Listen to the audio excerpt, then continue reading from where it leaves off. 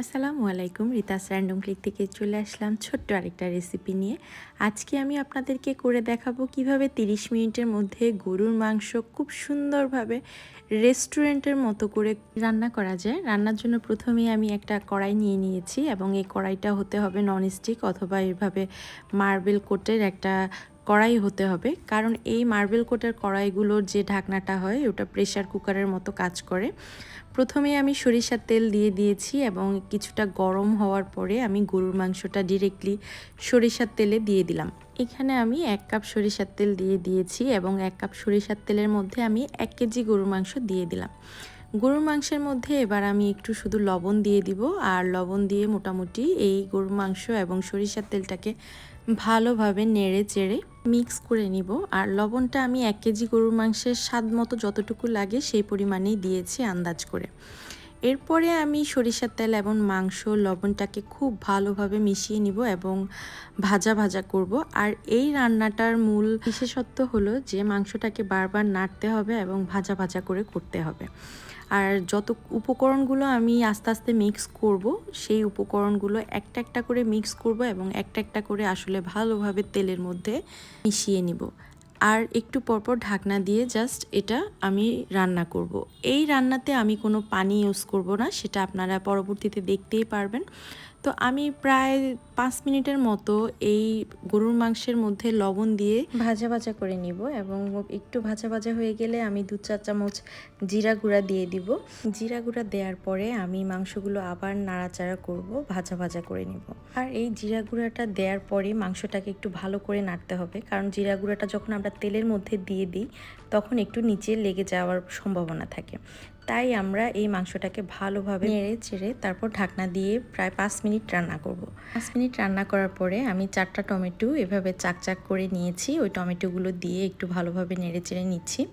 এই টমেটো থেকেও কিন্তু আমাদের এক ধরনের রস বের হবে, যেটা আমার মাংসটাকে আরও জুসি করে তুলবে।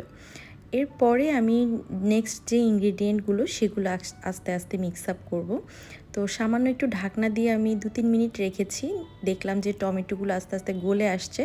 আর এরপরে আমি পরের জিনিসগুলো মিক্স আপ করব। এরপরে আমি 1 কাপ পেঁয়াজ কুচি দিয়ে দিলাম এবং পেঁয়াজ কুচিটাকেও আমি খুব সুন্দরভাবে নেড়ে চেড়ে এটার সাথে মিক্স আপ করব এবং সবগুলো যেন তেলের সাথে খুব ভালোভাবে মিশে একাকার হয়ে যায়, ভাজা ভাজা হয়।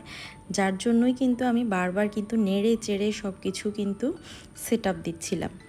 এরপরে আমি আসলে দিয়ে দিব ধনিয়া গুঁড়া 1 চা চামচ। এরপরে রাঁধুনি গরম মশলা দিয়ে দিব 1 চা চামচ।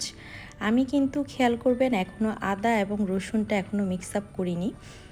আমি জাস্ট মশলাগুলো কিন্তু গুঁড়ো মশলা যেগুলো সেগুলোই জাস্ট মিক্স করছি, আর বারবার কিন্তু তেলের মধ্যে মাংসটাকে ভাজা ভাজা করে নিচ্ছি। আমাদের যখন আমরা মাংসর মধ্যে আদা এবং রসুনটা দিব তখন কিন্তু এক ধরনের পানি বের হবে আদা এবং রসুন থেকে, সেটা আমি পরে দিব।